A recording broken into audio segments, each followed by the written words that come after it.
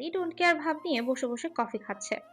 রিকা বেশ ভালো করে বুঝলো ওদের মধ্যে যে ঝামেলা ছিল ওরা নিজেরাই মিটমাট করে নিয়েছে।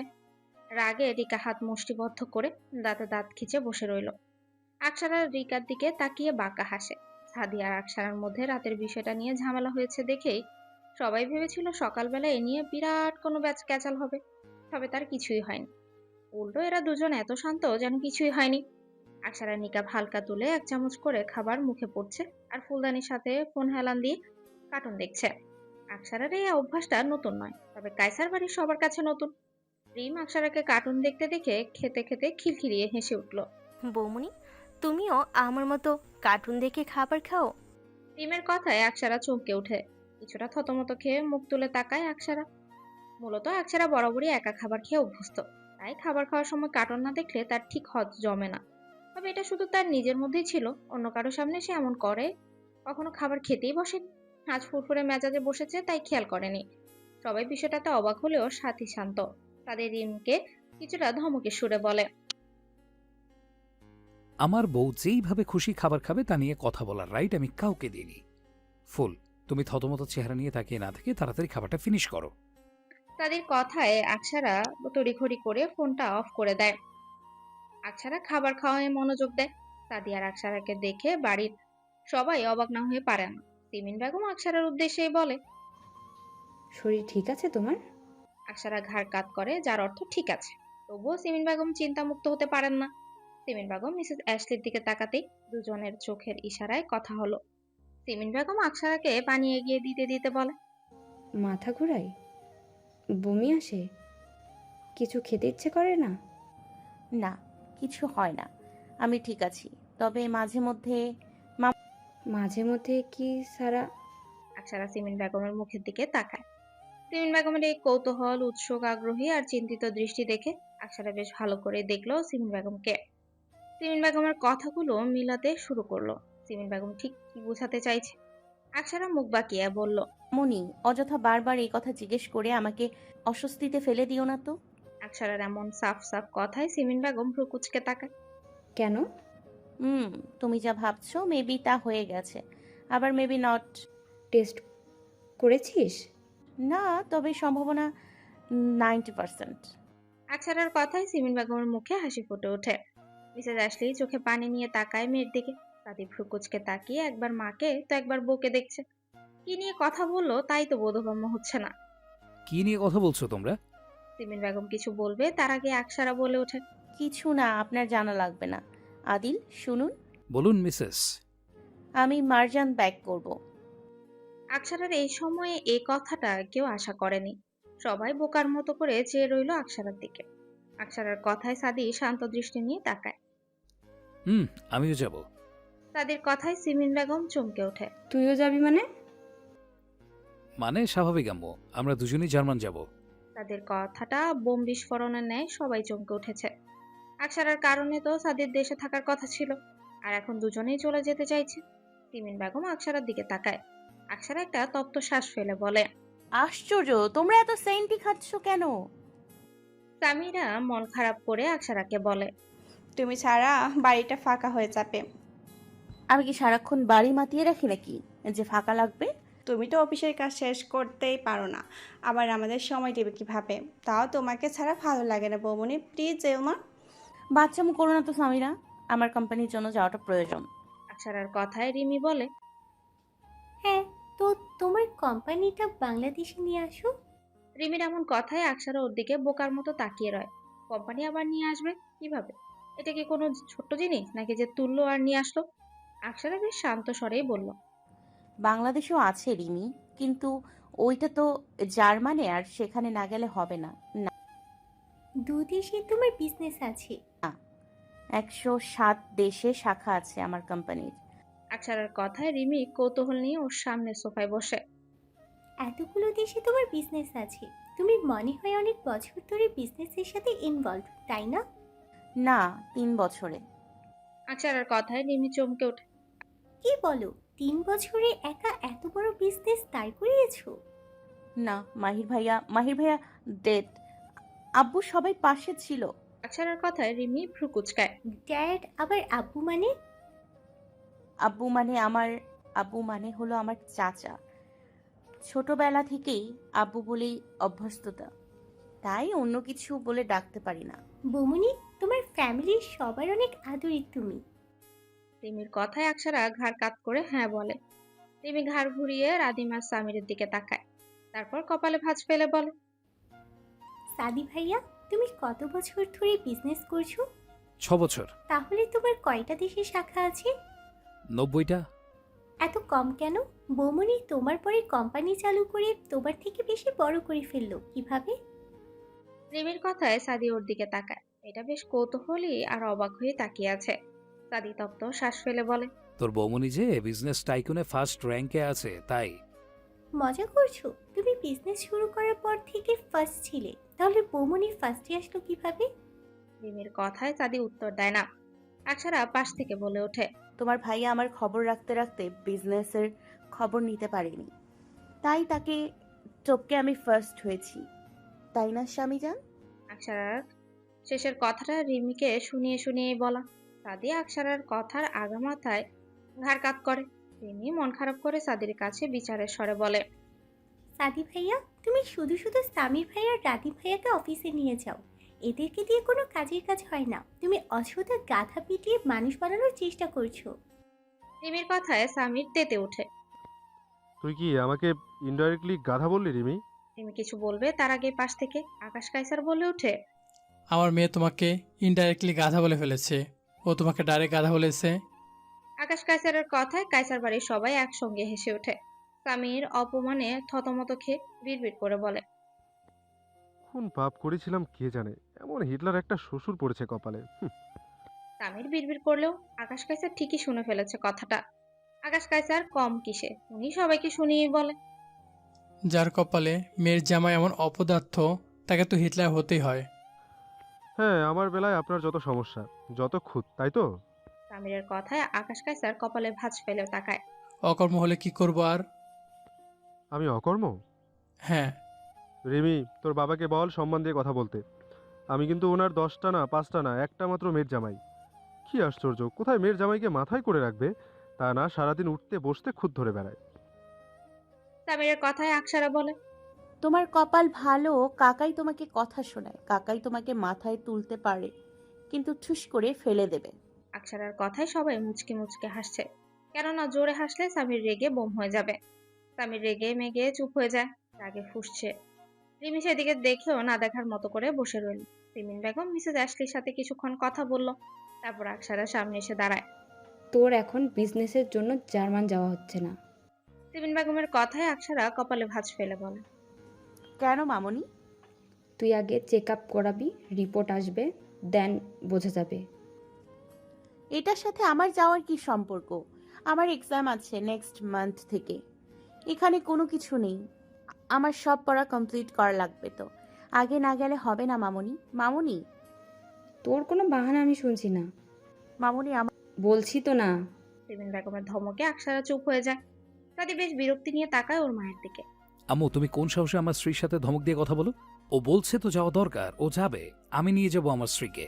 সব কিছু নিয়ে বাচ্চামো করবে না সাদি। আমি ওকে ধমক দিয়ে কথা বলি নি, শাসন করে বলেছি। আমি তোর কাছ থেকে শিখবো না কিভাবে ওর সাথে কথা বলবো। আকসারা সিমিন বেগমের কাছ থেকে আহ্লাদি স্বরে বলে, এক্সামটা দেওয়া জরুরি, এক্সাম শেষ হলেই আমরা চলে আসব। তুই এই শরীর নিয়ে জার্নি করবি? সিমিন বেগমের কথায় আকসারা চুপসে যায়। দাদি ভ্রু কুচকে তাকায়। বারবার এই শরীর করছো কেন? কিছু কি হয়েছে? ফুল, তুমি কি কিছু লুকোচ্ছ? দাদির কথায় আকসারা আমতা আমতা করে বলে, না, কি লুকাবো? সত্যি কথা বলো আকসা। দাদির কড়া দৃষ্টিতে আকসারা ঘাবড়ে যায়, কি বলবে বুঝে উঠতে পারছে না। আকসারা কিছু বলবে তার আগেই কলিং বেলটা বেজে ওঠে।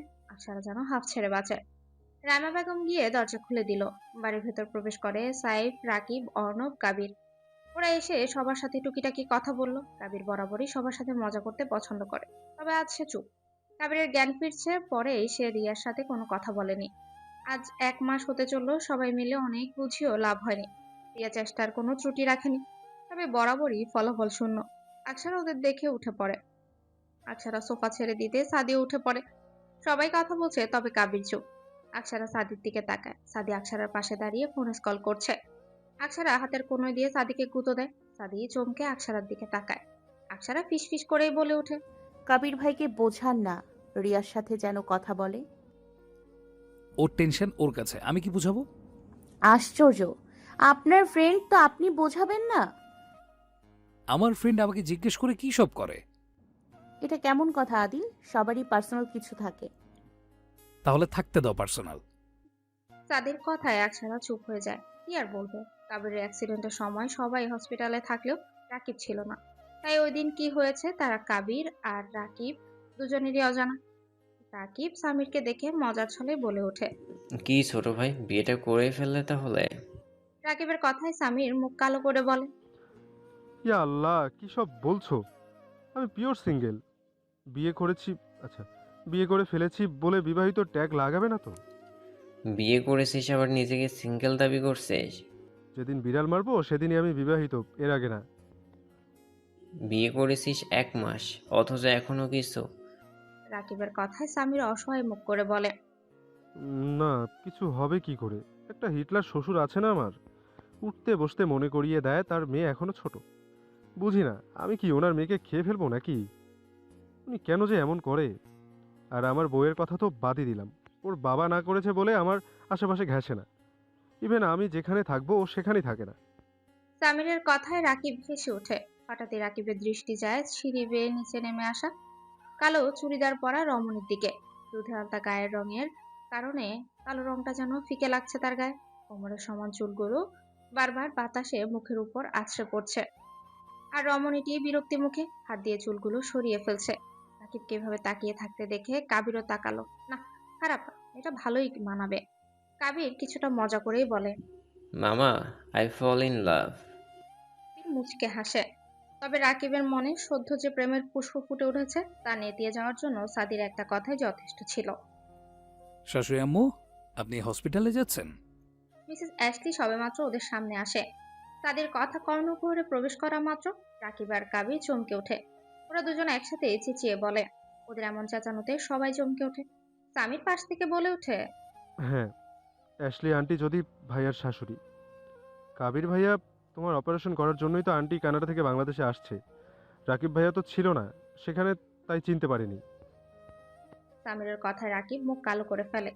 ওই ভাবলো তারও একটা প্রেম হবে, তা না বন্ধুর শাশুড়ির প্রেমে পড়লো। ছি! কাবির দম ফাটা হাসিতে ফেটে পড়লো। কি হয়েছে বিষয়টা কারোই বোধগম্য হলো না। মিসেস অ্যাশলি ছোটদের বিষয়ে থাকতে চাইছে না, তাই সাদিকে বলল, আমার ইমার্জেন্সি পেশেন্ট আছে, কিছু বলবে বেটা? আকসারকে নিয়ে আমি হসপিটালে যাব। সাদির কথায় আকসারা তড়িঘড়ি বলে ওঠে, আমি কোথাও যাব না, আমি একদম ঠিক আছি। আমি তোমাকে জিজ্ঞেস করিনি, আমার সাথে যাবে এটাই শেষ কথা। আদিল, আমার কথাটা শুনুন, আমি ঠিক আকসারা নিজের কথা শেষ করতে পারল না। সাদি শান্ত দৃষ্টি নিয়ে তাকায় আকসারার দিকে। সাদি হাত বাড়িয়ে আকসারার গালে আলতোভাবে হাত দেয়। আমার টেনশন হচ্ছে full, please try to understand, please বায়না করো না। সাদির কথায় আকসারা চুপ হয়ে যায়। সাদিকে আর কোনো কথা না বলে মিসেস অ্যাশলিকে বলল, মম, তুমি চলে যাও, আমরা 5 মিনিট পর বের হচ্ছি। মেয়ের মুখে মা ডাক শুনে মিসেস অ্যাশলির খুশির অন্ত রইল না।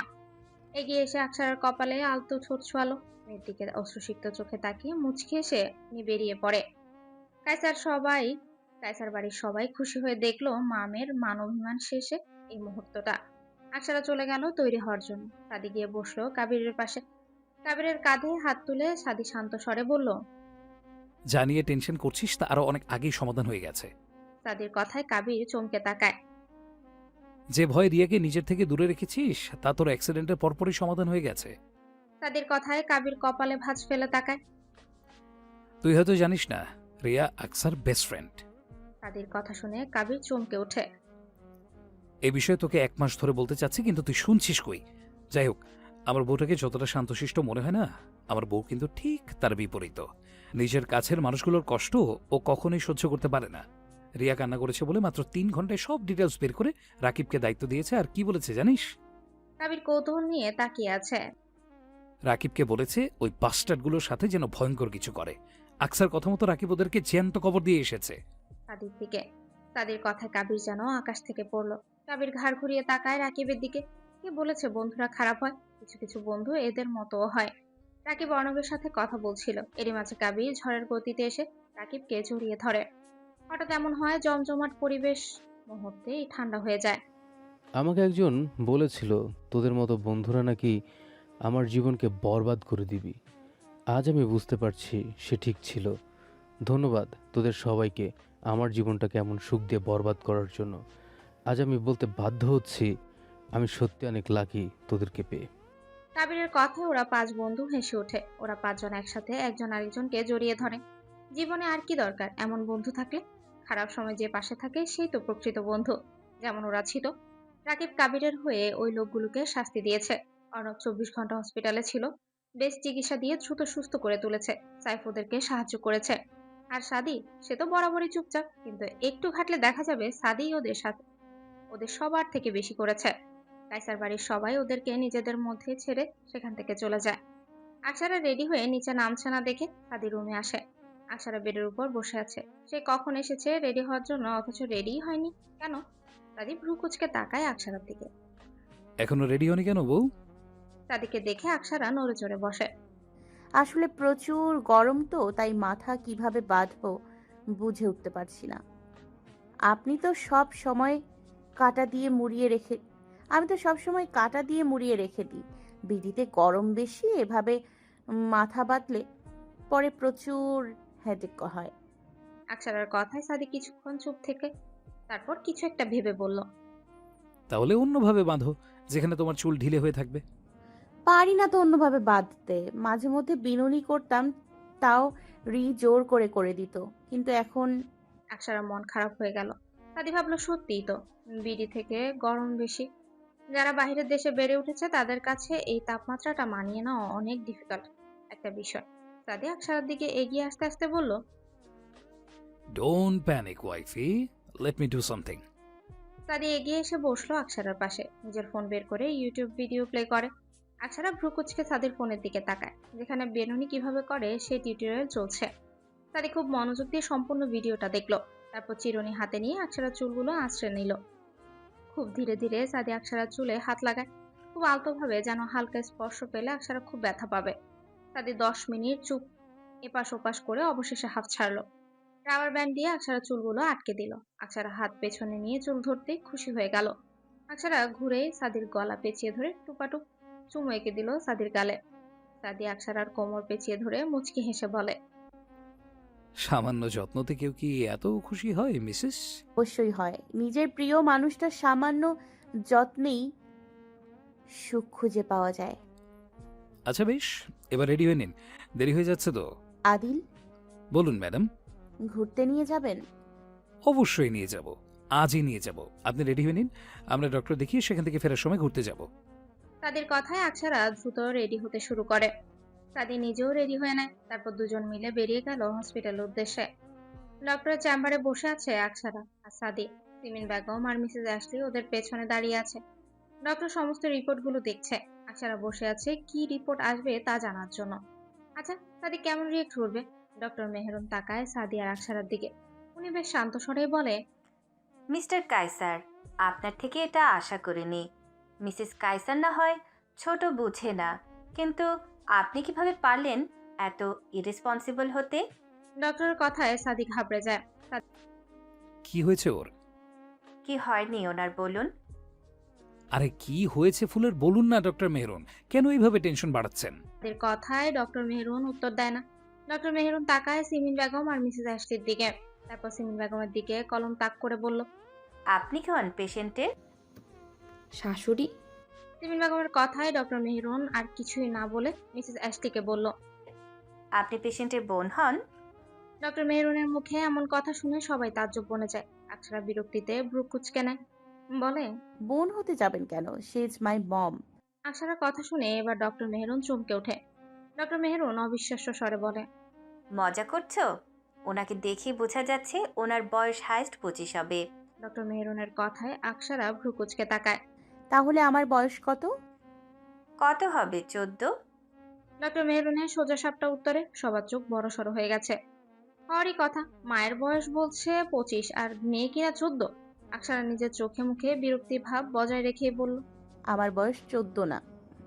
আমার বয়স 14 না, 20। আর একটু আগে যে বললেন না আমার মমের বয়স 25, ওটা 25 না, 45 হবে। ডক্টর মেহরুন বোকার মতো চেয়ে রইল মিসেস অ্যাশলি আর আকসারার দিকে। কে বলবে এরা মামি? এদের এসব কথায় সাদি বেশ বিরক্ত। ওর মাথায় শুধু আকসারার কি হয়েছে তাই ঘুরছে। নিজেকে সামলাতে না পেরে সাদি বলল, ডক্টর মেহরুন, বলুন না কি হয়েছে প্রীতিলতার?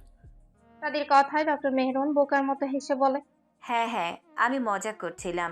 দেখছিলাম আপনি আপনার ওয়াইফকে কতটুকু ভালোবাসেন। আসলে আপনি অনেক ভালোবাসেন আপনার স্ত্রীকে। এটা কি আপনার মজার বিষয় মনে হচ্ছে? সাদিকে রেগে যেতে দেখে ডক্টর মেহরুন মেকি হেসে বলে, আরে কুল, কিছু হয়নি আপনার স্ত্রীর। সে ঠিক আছে। শুধু আপনার স্ত্রী নয়, আরেকজনও সেফ আছে। ডক্টর মেহরিনের কথায় সাদির ভ্রু কুচকায়। আরেকজন মানে? আরেকজন মানে আপনার স্ত্রী অন্তঃসত্ত্বা। 1 মাসে প্রেগনেন্ট আপনার স্ত্রী। ডক্টরের কথায় সাদি চমকে ওঠে। মানে? মানে আপনি বাবা হতে চলেছেন। সাদি স্তব্ধ হয়ে গেছে। কি বলবে সে না কি করবে কিছুই বুঝে উঠতে পারছে না। আকসারা মুচকে হাসে। সাদি চোখ ঘুরিয়ে আকসারার দিকে তাকায়। আকসারার হাস্যোজ্জ্বল মুখটা দেখে সাদি চোখ বন্ধ করে বুকের বাঁ পাশে হাত রেখে ঘন ঘন শ্বাস নিতে শুরু করে। আকসারা সাদির বুকের উপর হাত রাখে। সাদি চোখ খুলে তাকায় আকসারার দিকে। সাদি কোনো কথা না বলে, কোনো শব্দও না, শুধু একগুচ্ছ নতুন অনুভূতি। সে বাবা হবে। ছোট ছোট হাতগুলো তাকে স্পর্শ করবে। সাদি হঠাৎই উঠে দাঁড়ায়। ধীরে এগিয়ে এসে মেঝেতে হাঁটু গেড়ে বসে। আকসারা হাত সরিয়ে নেয়। সাদি আকসারার কোলে মাথা রেখে বলে ওঠে, মিসেস কায়সার, আপনাকে ধন্যবাদ আমার জীবনটাকে পরিপূর্ণ করে দেওয়ার জন্য। আপনি আমার জীবনের সেই ফুল যার স্নিগ্ধ সুগন্ধি আমার জীবনকে সুখী করেছে। আমার ফুলের গর্বে আমার অংশ, আমার অস্তিত্ব, আমাদের ভালোবাসার পবিত্র সত্তা সে। ফুল কখন আসবে সে? তাকে বলো তার বাবা তার জন্য অপেক্ষা করছে। সে যেন তাড়াতাড়ি চলে আসে। ভালোবাসি ফুল, খুব খুব ভালোবাসি বউ পাখি আপনাকে। আদিল একের পর এক প্রেমময় কথা বলছে। আশেপাশের মানুষের দিকে তার কোনো খেয়ালই নেই। সে এখন ব্যস্ত আকসারার পেটের মধ্যে মাথা ঠেকিয়ে কথা বলতে। ডক্টর মেহেরুন বোকার মতো তাকিয়ে রইল। যে মানুষটা একটু আগেও স্ত্রীর কি হয়েছে জানার জন্য জেন্টলম্যান ছিল, এখন তার কার্যকলাপ নেহাতি বাচ্চামো। পুরুষ মানুষ বুঝে এমনও হয়। সিমিন বেগম আর মিসেস অ্যাশলি সেখান থেকে বেরিয়ে গেল। সাদি আকসারার দিকে মুখ তুলে তাকায়। আকসারা মুচকি হাসে শুধু। সাদি শান্ত স্বরে বলে, ফুল, তুমি আগে থেকেই জানতে তাই না? জানতাম, তবে কিছু হয়নি, কজ আমি শিওর ছিলাম না তাই। ফুল, সে কখন আসবে? উফ, আপনি এত অধৈর্য হয়ে যাচ্ছেন কেন? মাত্র 1 মাস, শুধু একটা রক্তের ভ্রূণ মাত্র। আরো 9 মাস লাগবে। হাত হবে, পা হবে, চোখ হবে, আরো কত কিছু। এত তাড়াতাড়ি কি হয়ে যাবে নাকি সব, বলুন তো? আমার না তোমাকে বড্ড আদর করতে ইচ্ছে করছে। তোমাকে দেখতে বড্ড আদুরে আদুরে লাগছে। সাদির কথায় আকসারা ভ্রু কুচকায়। এটা কেমন কথা? দেখতে আবার আদুরে হয় কিভাবে? হয় হয় বউ, যখন নিজের শখের নারী বউ হয় তখন তাকে সর্বক্ষণ আদুরে আদুরে মনে হয়। হয়েছে আপনার প্রেমালাপ কথা, এবার বাড়ি ফিরতে হবে তো। হ্যাঁ চলো, আজ আমার ফুলের আরেকটা ইচ্ছে পূরণ করা যাক। কি কি ইচ্ছে পূরণ করবেন? আজ পুরো চট্টগ্রাম শহর ঘুরবো তোমায় দিয়ে। যেখানে রাস্তা ফুরিয়ে যাবে সেখান থেকে নতুন রাস্তা তৈরি করে নেব। আকসারা মুচকি হাসে। ওরা দুজনেই হসপিটাল থেকে বেরিয়ে যায়। একটা রেস্টুরেন্টে বসে আছে মিসেস অ্যাশলি। সে মূলত কারোর জন্য অপেক্ষা করছে। সাথে করে নিয়ে এসেছে কিছু গিফট। মিসেস অ্যাশলির অপেক্ষার অবসান ঘটিয়ে রেস্টুরেন্টে প্রবেশ করে মাহির আর অন্না। অন্নাকে দেখে মিসেস অ্যাশলি এগিয়ে নিয়ে কুশল বিনিময় করে। ওরা তিনজনই বসে পড়ে চেয়ার টেনে। হোয়াই আর ইউ লেট বেটা? সরি মম, আন্না দেরি করে ফেলেছে। মাহিমের কথায় মিসেস অ্যাশলি অন্নার দিকে তাকায়। অন্না কাচুমাচু করছে। মিসেস অ্যাশলি বেশ শান্ত স্বরেই বলে, আমার ছেলে তোমাকে অনেক ভালোবাসে, একজন শাশুড়ি হয়ে না, মা হয়ে বলছি, তাকে কখনো কষ্ট দিও না। সে যা অপছন্দ করে তা এড়িয়ে চলবে। আমার ছেলে রেগে গেলে মাথা ঠিক থাকে না। আমি আশা করব তুমি তাকে বুঝে নিবে। সে তোমার গায়ে যদি কোনোদিন হাত তোলা বা উঁচু গলায় কথা বলার মতো দুঃসাহস দেখিয়েছে তো আমাকে বলবে, আমি তোমার সামনে তাকে শাস্তি দেব। মিসেস অ্যাশলির কথায় স্পষ্ট আদর, স্নেহ, শাসন সবটাই ফুটে উঠেছে। মিসেস অ্যাশলির কথায় অন্না মুখ কালো করে বলে, আন্টি, তুমি আমার সাথে এমন শাশুড়ি শাশুড়ি টোনে কথা বলছো কেন? কি বলবো, শাশুড়ি হচ্ছি। শাশুড়ি শাশুড়ি টোন আনবো না? নয়তো আকসারার মতো শাশুড়ির সামনে বলবে কুটনি। আমি আবার সিমিনের মতো ধৈর্যশীল নই। ছেলের বউকে কিছু বলবো না। আমি শাশুড়ি, আমাকে শাশুড়ির চোখেই দেখবে, নট ফ্রেন্ড, ওকে? আমার বৌমার মতো বৌমা পেতে ভাগ্য লাগে। নিঃসন্দেহে আমি ভাগ্যবতী আকসারাকে বৌমা হিসেবে পেয়ে। অন্যার কথায় মিসেস অ্যাশলি মুখে গম্ভীরতা বজায় রেখে বলল, সিমিন বেগমের কথায় ওরা চমকে ওঠে। মূলত হসপিটালের ডিউটি শেষে সিমিন বেগম আর মিসেস অ্যাশলি একসাথে এখানে এসেছে। কিছু দরকারে এসে বাইরে গিয়েছিল। সিমিন বেগম এগিয়ে এসে ওদের সাথে চেয়ার টেনে বসে পড়ে। মিসেস অ্যাশলি ভ্রু কুঁচকে বলে, আমার মেয়ে এমন বেয়াদবি করে আর তুই বলছিস ওর মতো বৌমা পেয়ে তুই ভাগ্যবতী? অবশ্যই আমি লাকি। তোর মেয়ে সব দিক থেকে বেস্ট। কি বলো মাহির? একদম ঠিক বলেছেন আন্টি, আমার বোন সব দিক থেকে পারফেক্ট। মেধাবী, দায়িত্বশীল, একজন অনেস্ট বিজনেস ওম্যান। আমার বোনের মতো সব দিক দিয়ে পারফেক্ট কতজনই বা হতে পারে। হয়েছে, ভাইরা তো বোনের গুণগান করবেই। অনু বেটা, তুমি বলো তো, আকসারা কেমন? ভাবি হবে, ননদিনীকে কেমন লাগে? মিসেস অ্যাশলির কথা অন্যায় মেকে হেসে বলে, আমি আপনার ছেলের কথাতে সহমত আন্টি। নীলা এক কথায় অসাধারণ। ওর ব্যক্তিত্বটাই এমন, নিজের কথা কখনো ভাবে না, সারাক্ষণ নিজের আপনজনের কথা ভেবে যায়। অন্যার উত্তরে মিসেস অ্যাশলি মুখে কিছুই বলে না, তবে তার অন্তরে প্রশান্তির ঢেউ খেলে গেল। কোনো মা খুশি না হয়ে মেয়ের প্রশংসা শুনলে, কোন মাই খুশি না হয় মেয়ের প্রশংসা শুনলে। মিসেস অ্যাশলি নিজের সাথে আনা গিফটগুলো অন্যার সামনে রেখে দেয়।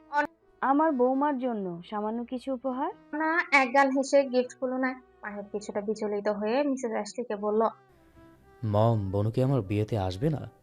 তুমি এই বিষয়টা নিয়ে আদিল বেটার সাথে কথা বলো, সে ভালো বলতে পারবে বিষয়টা। আমার মেয়েকে আমি কখনোই বুঝে উঠতে পারি না। বলেছি তো, সাদি বলেছে তোর বোনের ইচ্ছে হলে যাবে। সিমিন, তুই কথা বলে দেখ না। মিসেস অ্যাশলির কথায় সিমিন বেগম ভ্রু কুঁচকায়। ভুল তোমরা করবে, আমরা আমার বৌমা রাগ করলে।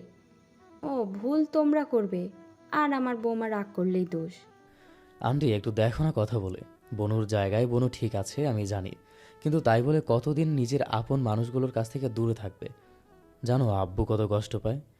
এত কষ্টে ওর রাগটা ভেঙেছিল সেই দিন আব্বু আর মম ওদের বিয়েটা নিয়ে ক্যাচাল করে সব ঘেটে করে দিল। তখন ভাবা উচিত ছিল।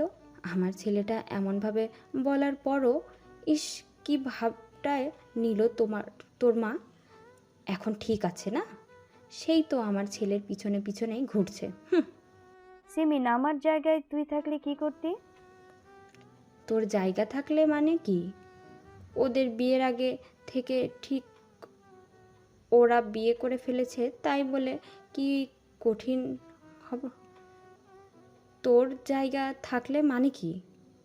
ওদের বিয়ে আগে থেকেই ঠিক, এখন ওরা বিয়ে করে ফেলেছে, তাই বলে কি কঠিন হব নাকি? আর তোর জায়গায় আমাকে বসাতে হবে না। তুই মেয়ের মা হলে আমিও ছেলের মা। খারাপ আমারও লেগেছে, তাই বলে কেমন করব? আমি একটু রাগ দেখিয়েছিলাম। তোর মেয়ে সারা বাড়ি আমার আঁচল ধরে পেছনে পেছনে ঘুরেছে। রাগ করে থাকার আর উপায় আছে? অথচ আমার ছেলে তোর সামনে মাথা নত করে নিয়েছে, তাও তুই তোর জায়গায় কঠিন ছিলি। আমি ভুল করেছি, তাই বলে বারবার তোরা আমায় মনে করিয়ে দিবি? আন্টি তোমরা এই সব কথা রাখো, কিভাবে বনুকে বাড়িতে নিয়ে যাওয়া যায় তাই বলো। আসছে, এখন বলে লাভ আছে নাকি? মাহির, একটু ভাবতে দাও। সবাই মিলে ভাবতে শুরু করে। দেখা গেল কারণ না কাজেরই লাগবে। কিছু সময় যাওয়ার পর মাহির ভ্রু কুঁচকে তাকায় অন্যর দিকে। মাহিরকে নিজের দিকে এভাবে তাকিয়ে থাকতে দেখে অন্য ভ্রু কুঁচকায়। এভাবে কি দেখছেন? তুমি? আমি কি? তুমি বনুকে বাড়িতে ফিরাবে? অন্যা চমকে ওঠে। আমি নীলাকে কিভাবে বাড়ি ফিরাবো? আপনারা এতগুলো মানুষ বলছেন শুনছে না, আর আমি বললে কি চলে আসবে নাকি? ধুর, এত কথা রাখো তো। তুমি বনুকে কল করবে, তারপর কান্না করবে। মাহিরের কথায় সবাই ভ্রু কুঁচকে তাকায়। অহনা বেশ বিরক্ত নিয়ে তাকায় মাহিরের দিকে।